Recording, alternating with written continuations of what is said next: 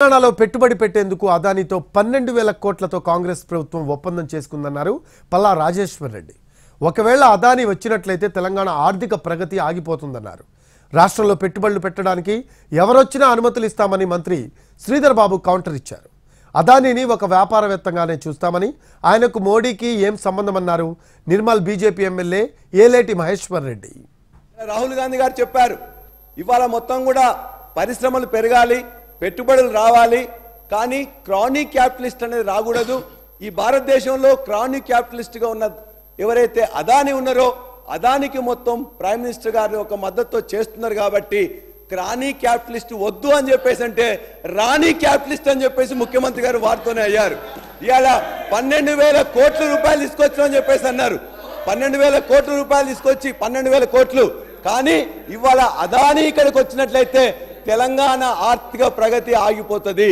తెలంగాణ సంపద ఏదైతే మేము సృష్టించి పెట్టినామో అది మొత్తం కూడా మన కాకులకు గద్దలకేసినట్లయితుంది. కాబట్టి అదానితో చేసుకున్న ఎంఓయు మన యొక్క రాహుల్ గాంధీ గారు చెప్పినట్లే మీరు దయచేసి విత్డ్రా చేసుకొని వాళ్ళకు బాగుండాలని చెప్పేసి కోరుతున్నాం. ఒప్పందాలు చేసుకోవద్దంటారు.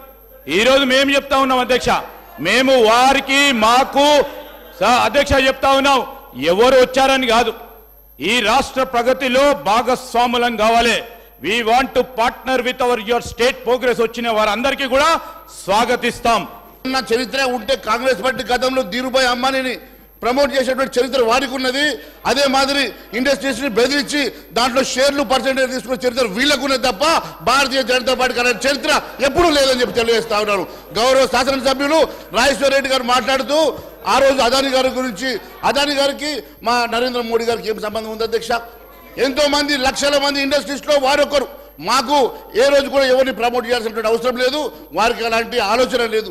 ఏ రకంగా అయితే మీరు ఈ రకంగా ప్రమోట్ చేసేసి, ఏ రకంగా అయితే మీరు బ్లాక్మెయిల్ చేసి పర్సంటేజ్లు తీసుకుంటారో ఆ రకమైనటువంటి చరిత్ర మా భారతీయ జనతా